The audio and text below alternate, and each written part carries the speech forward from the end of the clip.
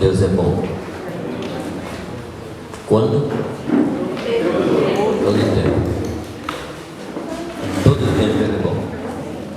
A gente precisa entender que os juízos de Deus são justos, que os caminhos de Deus são retos.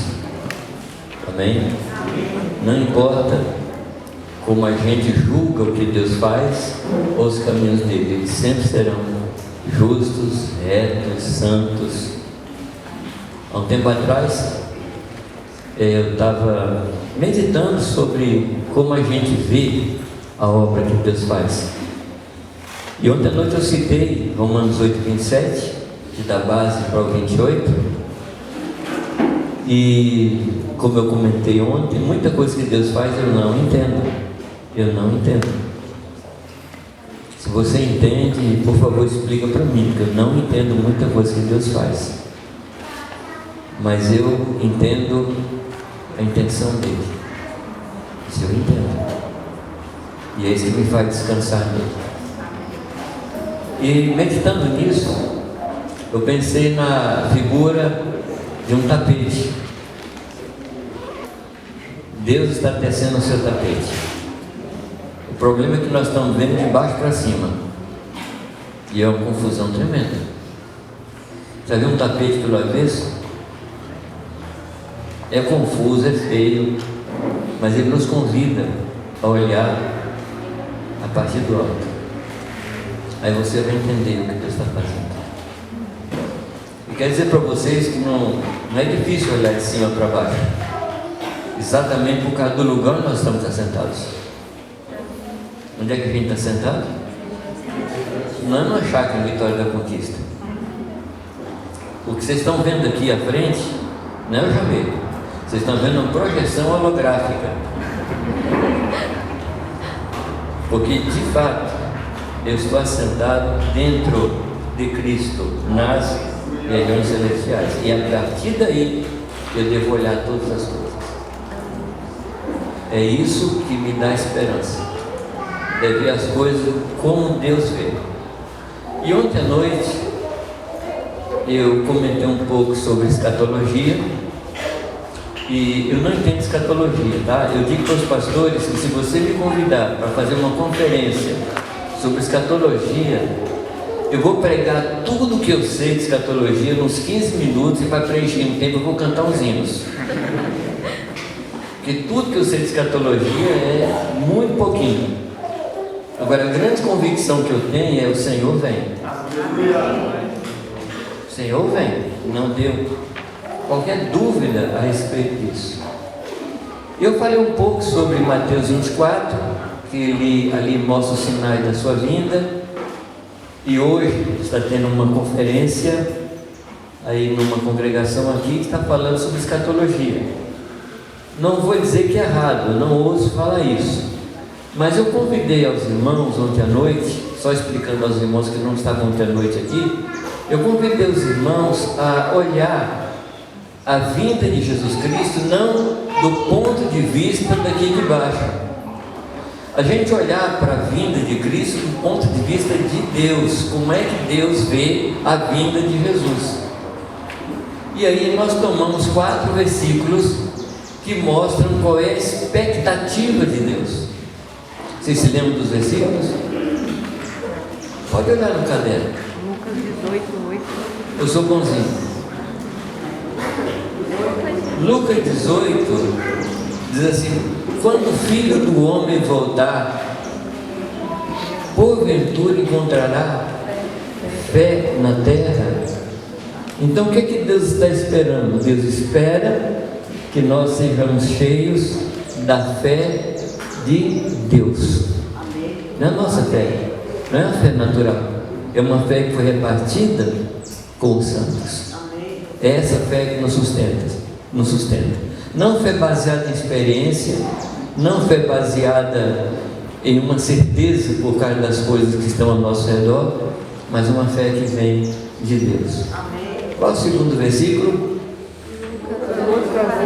Que fala de que bem-aventurado é aquele que o Senhor encontrar Aliás, bem-aventurado é o mordomo fiel e prudente, a quem o Senhor vai encontrar alimentando os seus conservos. Então o que é que Deus está esperando de você? Ele espera que você esteja cuidando de pessoas. Amém. Glória a Deus. Aleluia. Ah, mas não tem capacidade. Deus sabe. A gente tem mania de formar Deus, coisa que Ele já sabe. Você acha por acaso que Deus mandou você cuidar de pessoa porque Ele achou que você tinha um grande potencial, uma grande capacidade? Esquece. Deus nunca contou com sua capacidade, não, meu querido. Deus contou com sua obediência. Deus contou com sua paixão. Deus contou com sua compaixão. Então o que é que Ele quer encontrar? Como é que Ele quer encontrar você? Cuidando de gente, alimentando, buscando na palavra, fazendo uma boa comida espiritual para dar para as pessoas. É verdade que a gente chama de discipulado, mas Deus quer encontrar você alimentando seus conservos, como mordomo fiel e prudente. Qual foi o terceiro texto?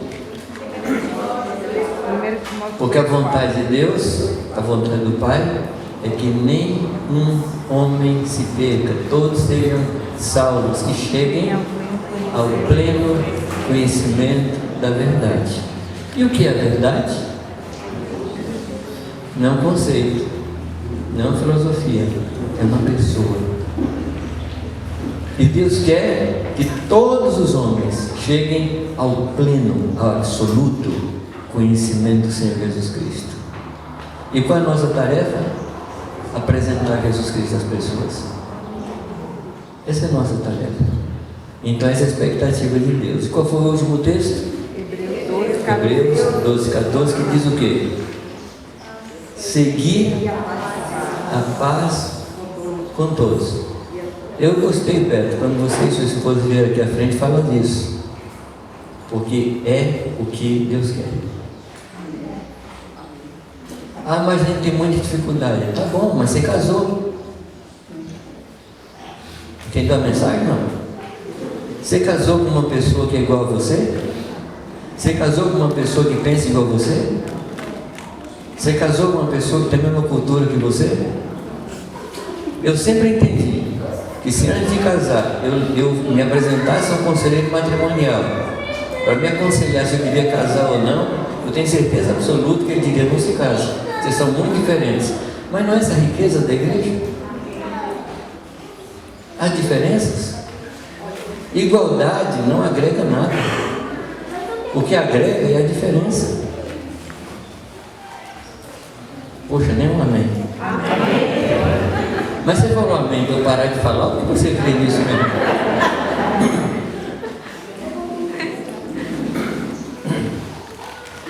Quanto mais for diferente a pessoa, mais agrega a você.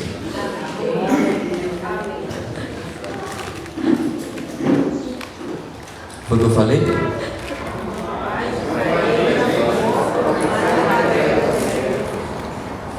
Se você é sábio, se você é uma pessoa sábia, ande com diferente. Glória a Deus. Aleluia. Ande com diferente. Amém, Jesus. Amém. É um desafio? Claro que é. Você sabe que de vez em quando homens e mulheres casados me procuram e ele fala assim: minha mulher pensa completamente diferente de mim. Como é que faz? Eu falo assim: filho, ela é mulher. No dia que a mulher pensa igual a você, ela virou homem. Aí é homossexualismo. Tem alguém que deseja que a esposa pense igual? Não. Faz isso não. Deus lhe deu a pessoa certa. Ele dizia que Deus nos dá ao homem a esposa que a gente precisa e dá à mulher o marido que ela merece.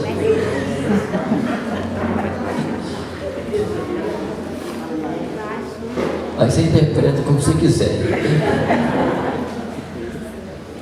A igreja é assim. É a multiforme graça de Deus. É isso que faz a igreja completa. É isso que faz ela perfeita. Amém?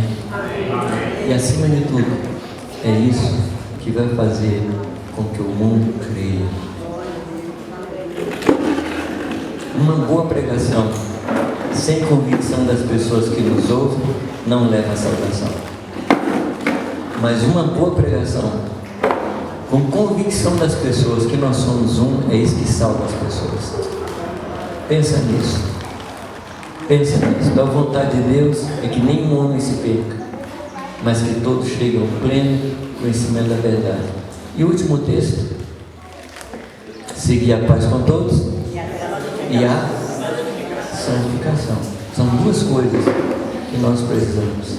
Seguir a paz, como eu falei ontem, não significa falta de briga. Significa porta aberta para eu entrar na vida do irmão na hora que eu quiser, sem pedir visto, sem perguntar se posso. Agora, claro que na igreja tem umas ostras. Não estou falando do valor da pérola, estou falando da capacidade de se encerrar e se fechar e vir uma ilha que morre. Um dia eu estava desafiando um pastor, mesmo lá no sul, não adianta você pensar em quem é, que você não vai saber. Mas eu conversava com o pastor e falava: meu amado, você precisa pegar essa congregação que você pastoreia e levar para conhecer o restante da igreja na cidade. Sabe o que ele falou para mim? Escuta essa, Zé, é bom que você está sentado. Ele falou assim: eu não quero contaminar meu rebanho. Eu falei: ele já está contaminado. Você é a contaminação desse rebanho.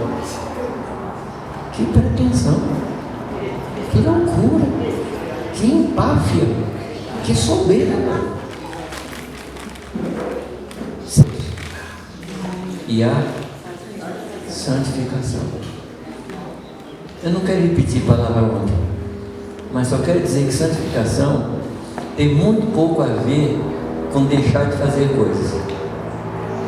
Santificação tem a ver com aproximação do Senhor, porque nós somos santos separados do mundo, mas nós somos santos porque nos aproximamos de Deus, e é isso que importa. E eu comentei dizendo que santificação é uma questão de física. Lembra que eu falei? Por que é uma questão de física? Porque você não pode estar em dois lugares ao mesmo tempo. Quando você se aproxima de Deus, você se afasta do pecado. Se você se aproxima do pecado, você se afasta de Deus, porque nós ainda não temos, nem teremos o dom da ubiquidade, que é estar em dois lugares ao mesmo tempo, ainda que a gente quisesse, mas você não consegue. Ou você está próximo de Deus, ou você está próximo do pecado. Então foi isso que a gente comentou ontem, aos irmãos que não estiveram ontem, né? Bom, eu pedi que os irmãos lessem para mim, na realidade é para você, Romanos 12. Eu posso perguntar aqui quantos leram ou não? Tá bom, tá bom. Então abra sua Bíblia comigo em Romanos 12. Como é que começa Romanos 12? Rogo-vos, pois. Rogo-vos, pois. A carta aos Romanos é uma das cartas mais importantes para a vida do discípulo, para a vida do cristão. Por que ela é importante? Porque ela fala da nossa posição no Senhor, da nossa posição individual em Deus. Toda a carta. E se eu pudesse situar um ponto aqui de início, Romanos 1,16, que fala do poder do Evangelho que nos salva. Então a carta aos Romanos vai nos dando sabedoria, vai nos dando entendimento e revelação a respeito da nossa posição no Senhor. Capítulo 5, ele fala da nossa justificação, como nós somos justificados, que não tem nada a ver com as nossas obras, tem a ver com a obra de Cristo na cruz. Amém? A gente é santo porque a gente não é santo porque deixou de fazer algumas coisas. A gente é santo porque foi um decreto de Deus. A palavra fala que a gente é santo. Se a palavra diz que eu sou santo, o que eu devo dizer a meu respeito? Nossa. Se a palavra diz que eu sou santo, o que eu devo dizer a meu respeito? Eu sou santo. Mas eu faço ainda algumas coisas erradas. Assim, mas o que o Senhor fala? E você é santo. Ontem à noite eu comentei um pouco sobre processos. E a santidade também é um processo. Mas ela parte de um fato e leva a um processo. Qual é o fato? Deus nos santificou. Qual é o processo? Estamos sendo santificados. Mas parte de um fato. Ou seja, só pode santificar quem é santo. Só pode se aperfeiçoar quem é perfeito. Vocês concordam comigo? Aliás, vocês concordam com a Bíblia? Agora, se você concorda com isso, por que algumas vezes você diz assim, você pensa que eu sou santo? Olha, irmãos, eu não sou santo não, viu? Você tem coragem de dizer que Deus é mentiroso? A palavra confessar é uma palavra que tem origem na palavra homologeus, que gerou a palavra homologar. O que é homologar? É dizer a mesma coisa, é repetir uma verdade. Então, se Deus fala que eu sou santo, eu tenho que homologar. O que eu tenho que dizer? Puxa vida, se você não acreditar, eu vou continuar falando até você acreditar. Então acredita logo para eu passar o assunto para frente. Se Deus falou que você é santo, é isso que você tem que falar, eu sou santo. Não tem nada a ver com as tuas obras, tem que ver com a obra de Cristo na cruz. Então nós não somos santos pelo que nós fazemos, nós somos santos por aquilo que o Senhor fez. Mas você sabe que eu já ouvi gente falar assim, eu não sou perfeito. Eu já ouvi gente falar isso, pode crer em mim. Por que Deus fala que nós somos? Nós somos aperfeiçoados nele. Filipenses diz assim, não que eu tenha alcançado. Ele está falando aqui de perfeição. Mas 2 versículos adiante ele diz, e nós que somos perfeitos? Uai, Paulo, não é que fica. É que Deus parte de um ponto e nos conduz no processo. Só pode se aperfeiçoar aquele que já é perfeito. E nós somos perfeitos em Cristo Jesus. O que Romanos 6 proclama? Que nós somos identificados na morte dele pelo batismo. Mas deixa eu voltar um ponto. Qual é o processo? É que eu trago a santidade do nível do decreto e trago essa santidade do nível da prática diária. Então a santificação é quando eu trago a santidade de Deus para a minha maneira de dirigir, para a minha maneira de lavar prato, porque um santo lava prato santamente. Como é que é um prato lavado por um santo? Então o nosso trabalho é refletir no dia a dia o que nós somos em Deus. Como é que dirige um homem santo ou mulher santa? Tá, esquece o calango. Como é que dirige um homem santo ou mulher santa? Está dirigindo na rua, como é que dirige um santo? Dirige santamente. Uma pessoa fechou você diz, Deus te abençoe, eu te amo.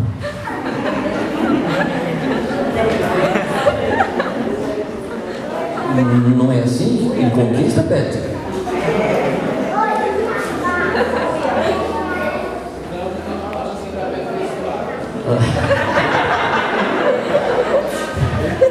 Mas você partiu da perfeição. Vocês estão compreendendo o fato e o processo? Fomos salvos do Egito. Agora nós estamos sendo salvos no deserto. A salvação do Egito foi pelo sangue de Jesus. A salvação no deserto é pela obediência à palavra. Salvação do Espírito, sangue de Jesus. Salvação da alma, obediência à palavra. Isso é processo. E um dia nós vamos ser completamente salvos. Aí é pela morte, quando vamos receber o corpo glorificado. Nós estamos nesse processo agora. Amém? E o Romanos 6 proclama isso. Romanos 6 proclama que nós somos identificados na sua morte. Fomos plantados na sua morte. E fomos ressuscitados através de Jesus Cristo, ou com Jesus Cristo, pelo batismo. Você entendeu o seu batismo? Eu entendo que algumas coisas a igreja vai entender um pouco antes da vinda de Cristo. Uma delas é o batismo, a outra é a ceia. São revelações que Deus vai trazer para nós nos últimos tempos, um pouco antes da vinda dele. Amém? Romanos é dividido muito claramente em duas grandes porções. A primeira porção vai do capítulo 1 até o capítulo 7. Essa é a primeira grande divisão. Nesses 7 capítulos, você vai encontrar uma vez só a referência ao Espírito Santo. Capítulo 5, versículo 11. Uma vez só, uma referência ao Espírito Santo. Uma só. Tá bem? A partir do capítulo 8, você vai encontrar 19 referências ao Espírito Santo. Então isso aí é uma grande divisão. E na realidade, a divisão está no versículo 11 do capítulo 8. O que é que diz lá? Eu sei que você já viu Romanos muitas vezes, então estou apelando aqui a sua memória. O que é que diz o versículo 11? Se habita em nós o Espírito daquele que levantou a Jesus Cristo dentre os mortos, esse mesmo vivificará os vossos corpos mortais por meio daquele que habita em nós. Então, qual é a grande virada? Qual é a esquina? Qual é a curva do livro de Romanos e da nossa vida? Romanos 8:11. Correto? Romanos 8:11. Essa parte, ela vai continuar até o capítulo 11, do versículo 33 ao versículo 36. E o que é que diz essa porção? Oh, profundidade da riqueza. E aí, um cântico maravilhoso. Alguns estudiosos dizem que esse era um cântico cantado pela igreja, que falava assim da majestade, da magnificência, do grande poder do nosso Senhor Jesus Cristo. E aí entra o capítulo 12, que a gente lê tanto, conhece tanto, fala tanto. Mas eu tenho a impressão que a gente deixa de lado o pois. Não é isso que está escrito no versículo 1? Rogo-vos, pois. Quando aparece a palavra pois, a palavra portanto, a palavra então, a expressão por causa disso, você tem que ler o que vem antes. Se você não lê o que vem antes, você não entende o que está falando. A expressão pois, ela une duas orações que têm o mesmo sentido, que têm o mesmo conteúdo. Então a gente precisa chegar ali nesse pois e olhar o que ele falou antes. Mas os estudiosos da carta aos Romanos não têm assim uma unidade em dizer assim, esse pois se refere aos versículos 33 ao 36, ou esse pois se refere ao capítulo 1 até o capítulo 11. Não há uma unidade desse pensamento. Mas todos eles concordam que qualquer coisa, qualquer conclusão que você chegue, se ele está se referindo aos 11 capítulos, ou se está se referindo aos esses 4 versículos, não importa. Não importa. Mas o que eu quero dizer com vocês? Que tudo que Paulo fala aqui agora, ele está baseado na verdade que ele vem falar. Seria, por causa das coisas que eu falei, por causa das coisas que eu ensinei, vocês precisam fazer isso. E o que é isso? Apresentar os nossos corpos como um sacrifício vivo, santo e agradável a Deus. Mas antes de entrar nisso, eu queria chamar a sua atenção para o verbo que ele prega. Ele diz: eu rogo. A minha pergunta é: quantas vezes você usou a expressão eu rogo nessa semana conversando com as pessoas? Não, se você for advogado, você usou algumas vezes nos seus ofícios aos juízes. O que significa a palavra rogar? O que expressa a palavra rogar? A palavra rogar, ele expressa pelo menos duas coisas: uma profunda necessidade e uma profunda humilhação. Porque eu só rogo quando eu estou em profunda ou extrema necessidade. Se eu falar assim, Cal, me dá um copo d'água, o que você entende? Porque eu estou com vontade de tomar água, eu preciso de água. Mas se eu falar assim, Cal, eu rogo que você me dê água, o que você vai entender? Que há uma necessidade muito grande.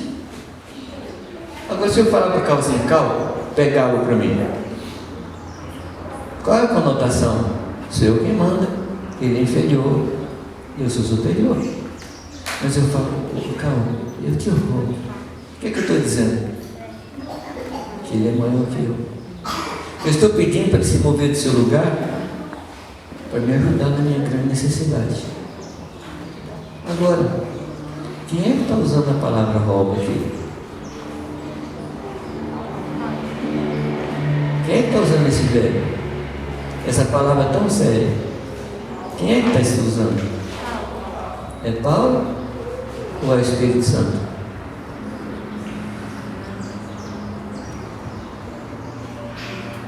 É Paulo ou é o Espírito Santo?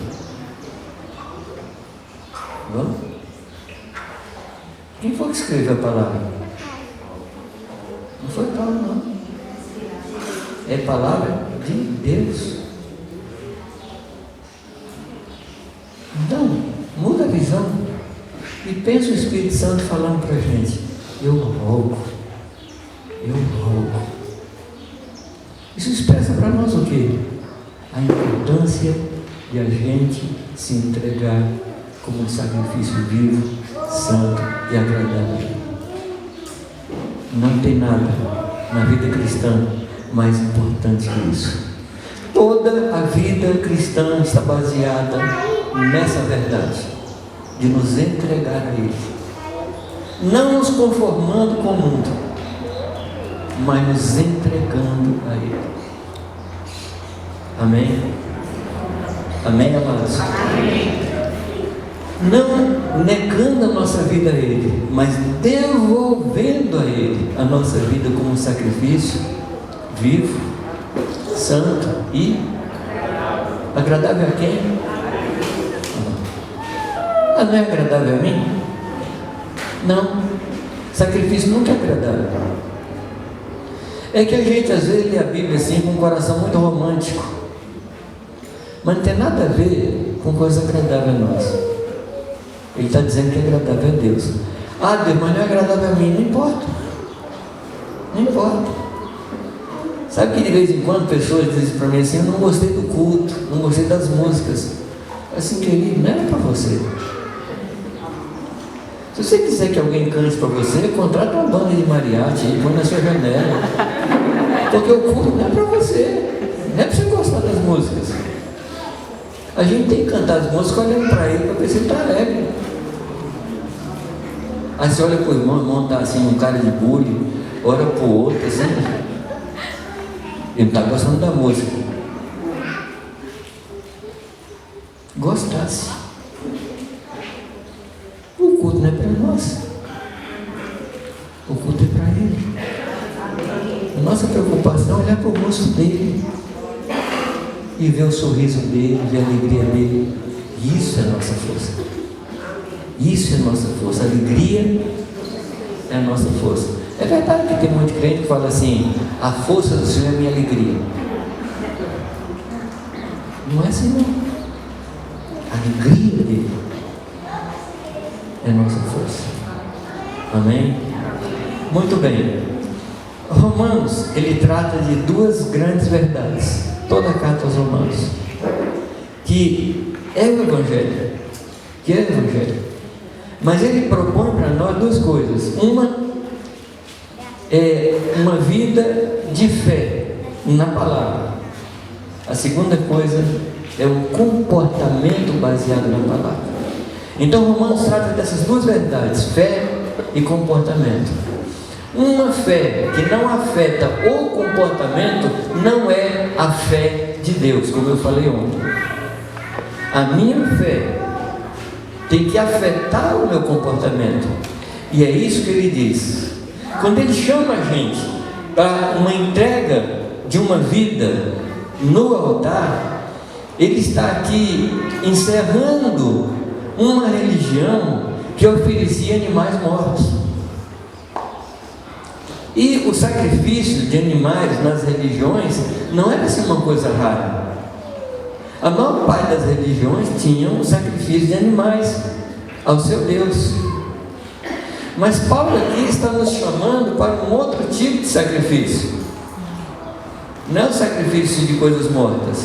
Ele está nos chamando para quê? Para o sacrifício de coisas vivas. E aqui está o nosso grande problema. Porque se nós estivéssemos mortos, nós não teríamos a tentação de descer do altar. E o grande problema é que Deus quer que a gente se entregue vivo e permaneça no altar, tomando sempre a decisão de não sair do altar. Esse é o problema nosso. Porque quando a gente acha que a coisa está apertada e fala, Deus, dá um descansinho, deixa eu descer um pouquinho aí. O que é agradável a Deus é uma entrega consciente, por isso que ele chama o quê? De culto racional. Você sabe que esse culto aqui de manhã, agora, ele não começou às 9h30 ou às 9 horas. Ele começou na hora que você abriu os olhos na cama. Porque lá na cama você decidiu levantar. Isso é um culto. Você sacrificou o seu descanso, você sacrificou mais algumas horinhas. O culto começa ali. O culto sempre sacrificará uma coisa em favor de outra. Se o seu culto não produz nenhum sacrifício para você, amado, não é culto. Quanto custou para você sair da sua cama e chegar aqui? Quanto maior for o preço, maior o sacrifício e maior o culto. Amém? Ah, mas está chovendo, não vou hoje para a reunião. Você vai prestar culto onde? Na cama? Cama não é lugar de culto. Aliás, uma dica. Você sabia que estatisticamente o lugar onde mais morre gente no mundo é na cama?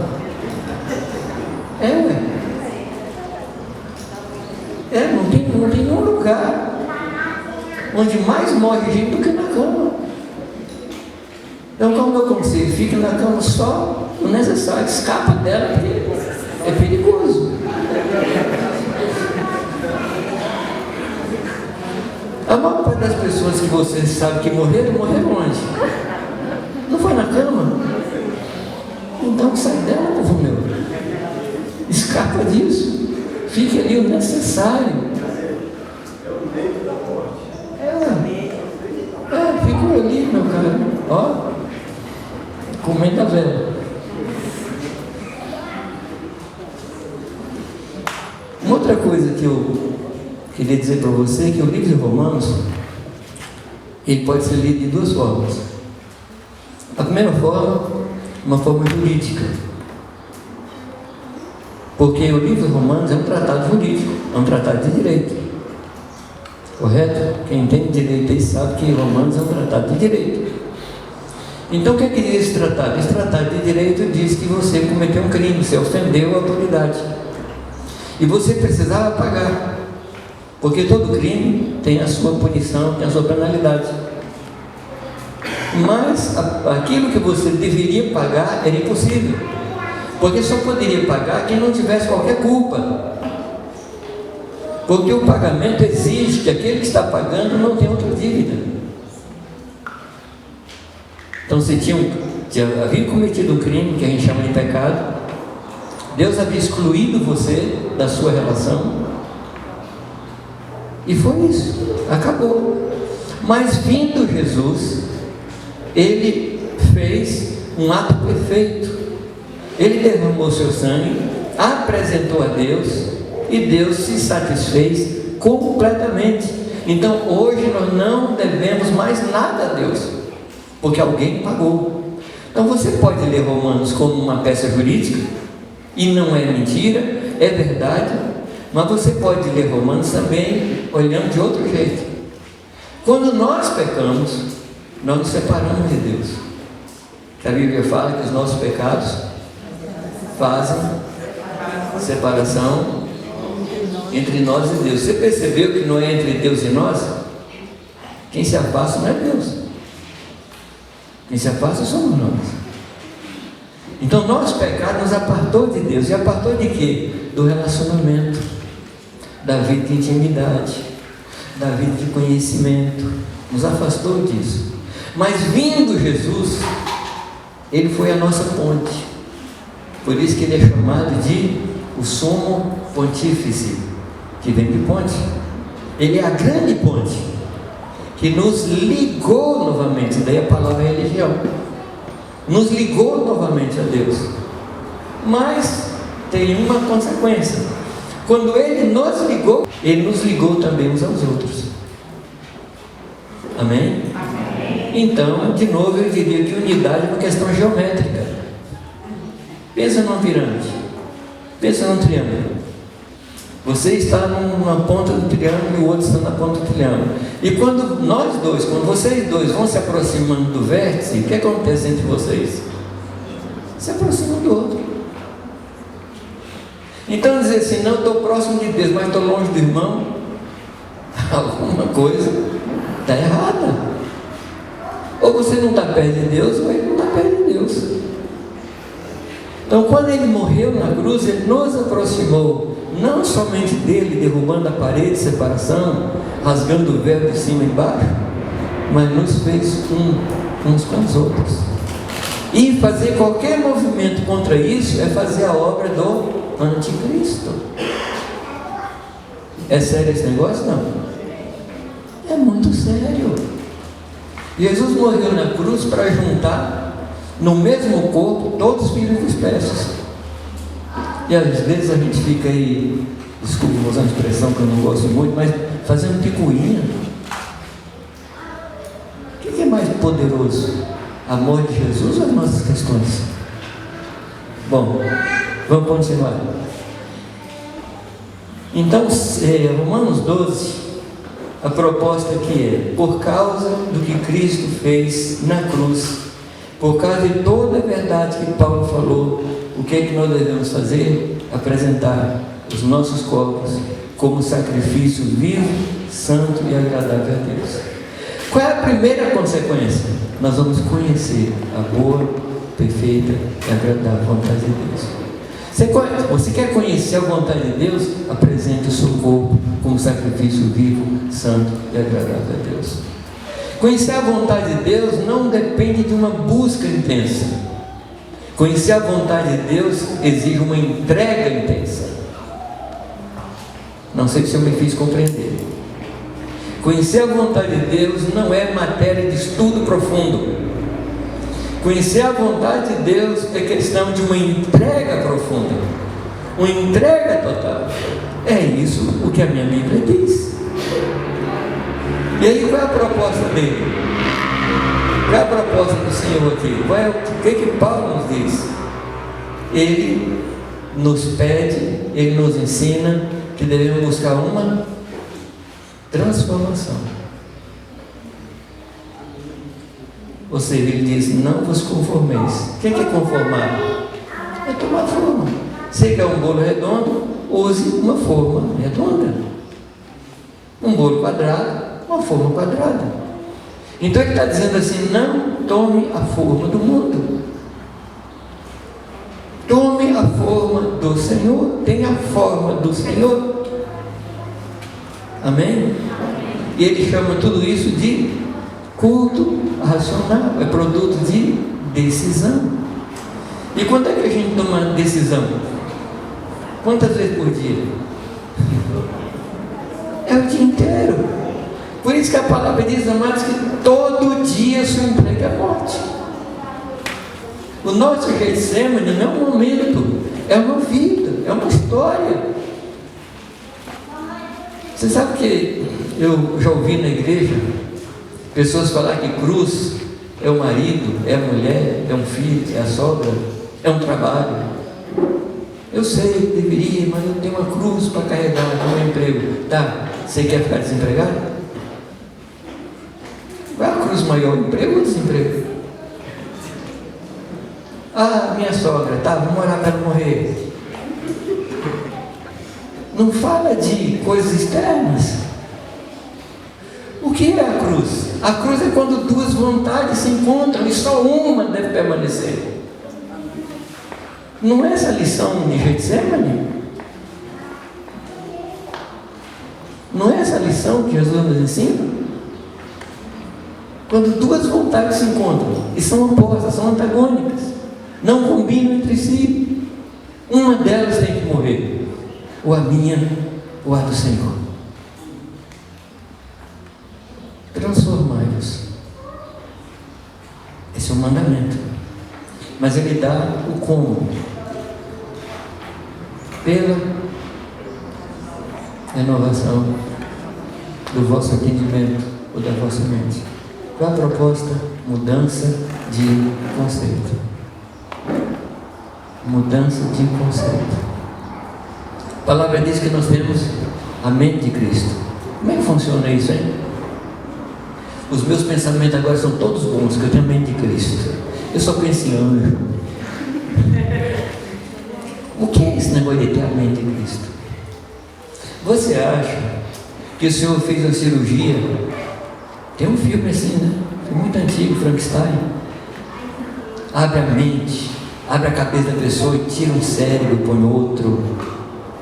É assim que você entende que a gente tem a mente de Cristo? Eu digo aos irmãos que nós temos um dom que foi colocado aqui dentro da cabeça, que a gente precisa usar, chamado cérebro. Esse dom você pode usar. Só que, como é que você deve usar? Quando você pensar em alguma coisa, pergunta a Deus: Senhor, como é que o Senhor pensa a respeito disso? O que é que o Senhor acha disso? Eu tinha um amigo, que ele é a pessoa mais diferente que eu já conheci até agora. Ele era missionário na Amazônia, morei na casa dele. E muitas vezes a gente estava conversando sobre o assunto, qualquer assunto. Então, estou conversando, qualquer dos irmãos, conversando sobre carro, qualquer coisa assim. E aí no meio da conversa ele falou assim: então Jesus, o que é que o senhor pensa disso? O que é que o senhor acha desse carro e tal? Eu olhava para ele e falei: que cara doido, que cara doido. Aí uma hora eu perguntei: escuta, Davi, você mete assim Jesus Cristo em toda assunto que a gente conversa? Ele falou assim: Jesus não puder participar da nossa conversa não presta.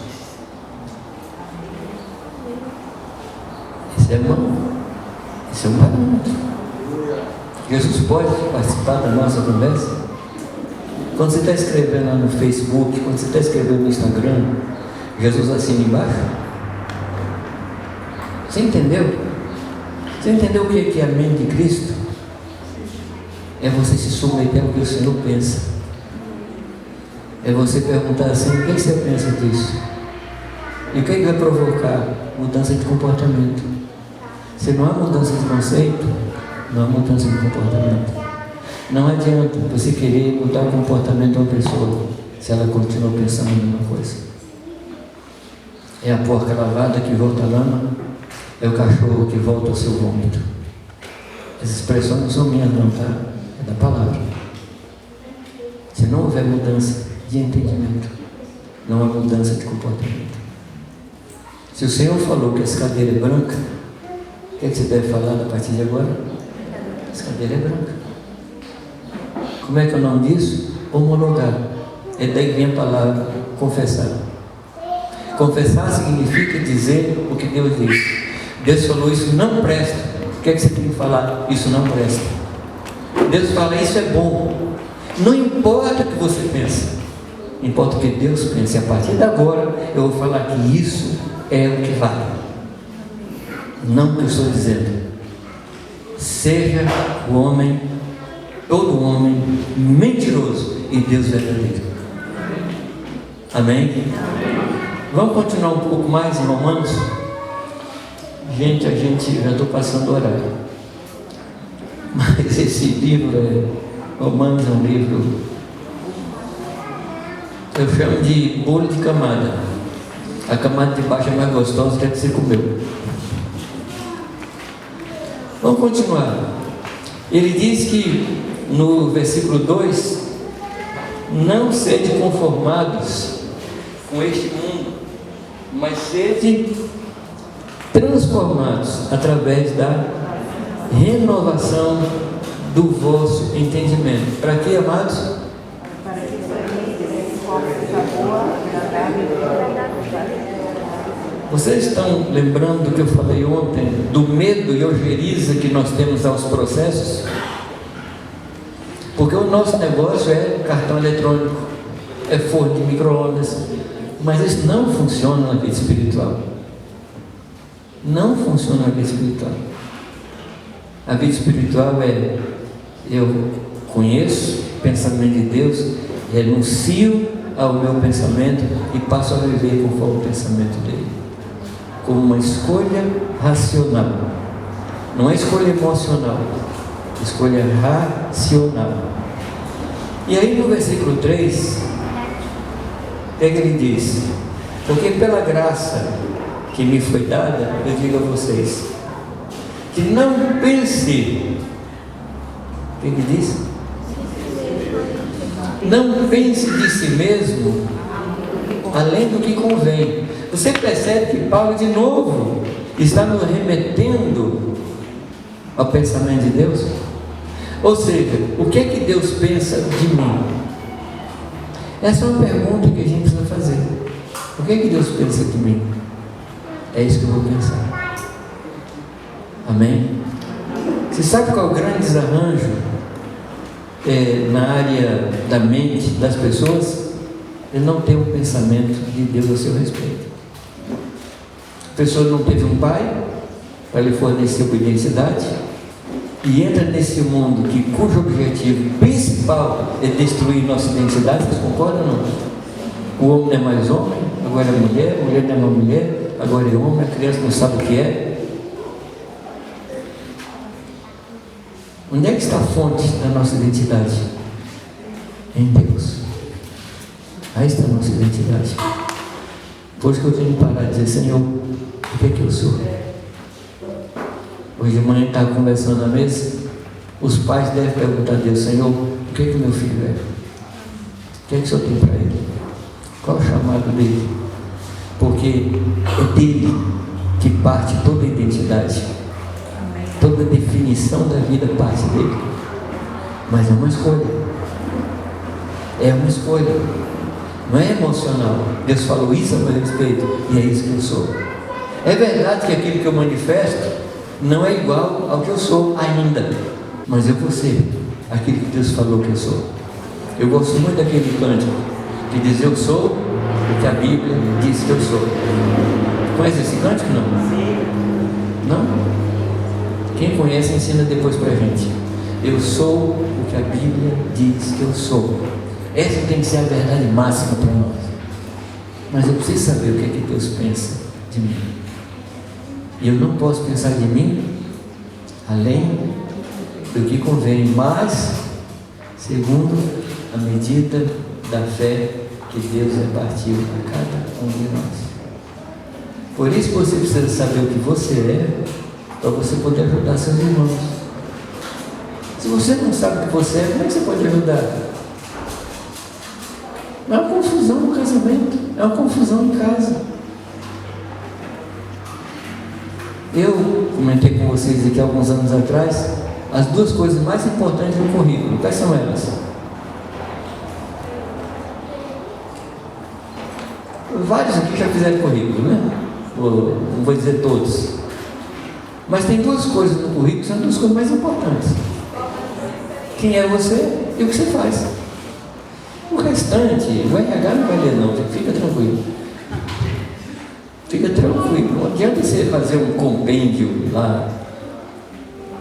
Quem é você? E o que você faz? Se você chegar num RH e o entrevistador perguntar quem é você, você fala assim, rapaz, eu estou em busca disso. Eu estou nessa peregrinação para me descobrir. Você acha que vai te contratar? Mas nunca. Mas um dia você descobriu quem era você. Aí chega lá no RH. O que é que você faz? Assim, faço qualquer coisa. Você acha que vai ser empregado? Mas nunca. Porque quem é especializado em tudo é especializado em nada. Alguém que compreende rasamente todas as coisas, não compreende nada. Mas compreender profundamente algumas coisas é isso que vai te dar emprego. Mas voltando para aqui, Ele é a fonte da nossa identidade. E Ele vai dizer para você quem você é. E aí você vai pensar exatamente o que Deus pensa. Amém? A palavra diz que Deus nos colocou no corpo como lhe aprove. Você precisa saber quem é você no corpo e funcionar isso com todo o coração. Em Romanos 11, em 1 Coríntios 11, 2 vezes Paulo fala assim: nisso não vos louvo. Nisso não vos louvo. Uma delas, a segunda, não vou falar da primeira, mas a segunda é porque o pé dizia assim: porque eu não sou olho, mas sou do corpo. Isso a gente encontra muito na igreja. Pessoas que não estão satisfeitas com aquilo que Deus falou que ela é. Porque ela não quer aquele ministério, ela quer aquele outro. É mais maravilhoso, mais visível, mais assim.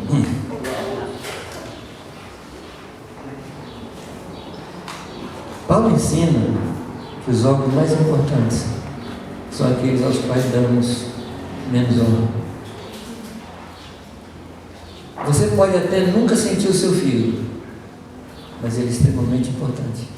Eu sei disso, porque em 2018 eu passei 30 dias internado, porque apareceu um abscesso atrás do meu filho.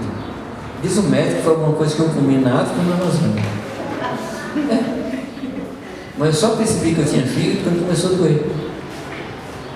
Mas viva sem filho, tenta. Viva sem rins, viva sem pulmão.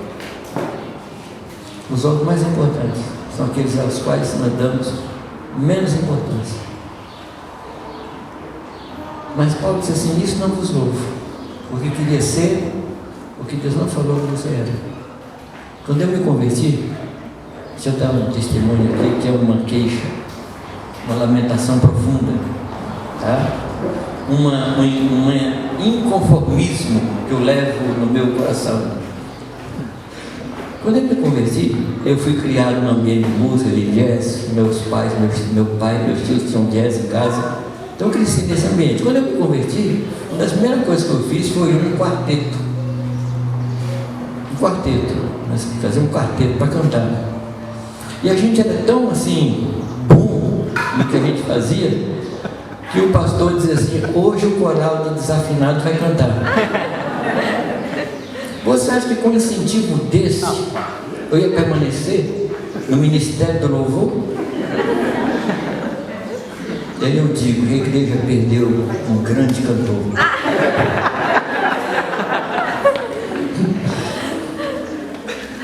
Mas muito cedo, não por causa da palavra dele, mas muito cedo, eu entendi qual era o meu chamado. Eu entendi o que Deus queria de mim. E se você me fizer um convite para fazer outra coisa que não é isso, seguramente eu vou fazer. O meu negócio é isso que nós estamos fazendo, ou fazer com um grupinho pequeno. Esse é o meu negócio. E Deus me chamou para isso. Eu sou muito feliz com isso. Muito feliz. Porque é o que Deus me mandou fazer. estou muito satisfeito, estou muito contente e estou procurando fazer de todo o meu coração, com toda a minha capacidade, mas eu tenho um coração pleno nesse negócio. Então nós precisamos, primeiro, apresentar o nosso corpo como sacrifício vivo, santo e agradável a Deus, por causa de todas as coisas que Ele fez, a partir do versículo 1 do capítulo 1 até o capítulo 11, versículo 36. Por causa de tudo isso é que nós apresentamos o nosso corpo como sacrifício vivo, santo e agradável a Ele, porque isso é uma escolha racional. Amém? É uma escolha racional. E o que vai acontecer? Nós vamos experimentar a boa, perfeita e agradável vontade de Deus. Mas eu quero dizer a vocês que Paulo, a partir do versículo 3, vai até o capítulo 15. Tudo isso é mostrando para nós o que é o sacrifício vivo, santo e agradável. Depois do versículo 3, ele vai falar de serviço uns aos outros, de cuidar uns dos outros, de proteger uns aos outros, de hospedar uns aos outros. Tudo isso, mas é o culto racional. O texto não termina no versículo 2, ele vai até o capítulo 15. Então, se você quiser saber o que é entregar a vida ao Senhor como sacrifício vivo, santo e agradável a Deus, leia até o 15, que ele vai mostrar para você como é que é a vida prática de um verdadeiro adorador.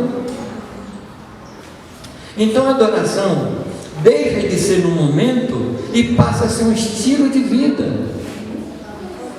Amém? Amém. Porque o que Paulo está propondo aqui realmente? Uma vida de adoração. Ah, mas não sei cantar, não tem problema. Você sabe adorar, porque o seu coração é de adorador. Seu coração é de alguém que valoriza o que o Senhor pensa. Então nosso culto, quando é que começa? E quando é que termina? Nunca vai terminar. Nunca vai terminar. Nós vamos servir as pessoas com coração de adorador. Nós vamos oferecer água ao sedento. Nós vamos cobrir o que está nu. Nós vamos alimentar o que está precisando de pão. Isso é o nosso culto. Agora, é verdade que de vez em quando a gente se encontra aqui para cantar o Senhor. Amém. Faz parte. Faz parte. Mas o sacrifício vivo é sempre. É sempre. É você ver um vizinho limpando o carro e o que você faz? Pega um paninho lá para jogar limpar. Isso é sacrifício vivo. Está vendo alguém lá limpando a casa? Você imediatamente pega uma vassoura e ajuda a limpar. Ou você é daqueles que, não, Deus me deu um ministério mais sublime. Ser Deus, irmãos, é sacrifício vivo, agradável a Deus. Eu quero terminar citando Mateus 25. Efésios diz que nós somos salvos não por obras, mas pela fé que foi repartida a nós, para darmos nas boas obras que Ele determinou para nós antes da fundação do mundo. E Mateus 25, ali é matéria de juízo, ele está falando de juízo. E ele diz assim, ele fala: venha a mim, porque vocês me viram com fome, com sede, nu, no cárcere, e vocês me visitaram, me acolheram, me alimentaram. E os discípulos, nos 3 anos e meio que andaram com Jesus, não viram Jesus nessa condição em nenhum momento. E pergunta a Jesus: Senhor, quando é que te vimos fazendo isso? E o que é que ele respondeu? Todas as vezes que vocês fizerem essas coisas, um dos meus pequeninos irmãos, a mim me fizestes. E o que ele vai falar? Vinde a mim. Mas um outro grupo, ele vai dizer o quê? Apartai-vos. Por quê? Porque me viste nu, com fome, com sede, preso, e vocês não me ampararam, não me ajudaram. Ou seja, obras não salvam, mas a falta de obras leva para o inferno. Você entendeu ou não? Aí aquela história que a gente estava conversando, né, Pedro? Obra não salva, mas a falta de obras determina o nosso afastamento eterno de Deus. E sabe como eu chamo isso? Sacrifício vivo, agradável a Deus. É isso que alegra o coração de Deus. Quando a gente cuida do irmão, quando a gente hospeda o irmão. Eu não estou falando de só hospedar na casa, estou falando de hospedar aqui. Eu já contei para vocês, eu já fiquei hospedado nos mais diversos tipos de casa que você pensa. Eu já fiquei hospedado, não sei se você vai acreditar, mas já fiquei hospedado num dos palácios do príncipe da Inglaterra. Então você calcula. Em casa que praticamente não tinha parede. As pessoas que passavam na rua viajando deitado. Já fiquei hospedado numa casa que não tinha cama. Eu, um colega meu do ministério, a mulher deu 2 lençóis para a gente deitava no canto e dormia. Com a grande vantagem de não cair da cama.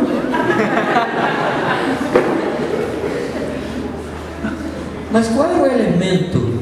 Qual é o elemento que fazia toda a diferença? O coração das pessoas. Eu já comi em casa que os talheres é banhando da ouro. E já comi onde você tem que comer com a mão.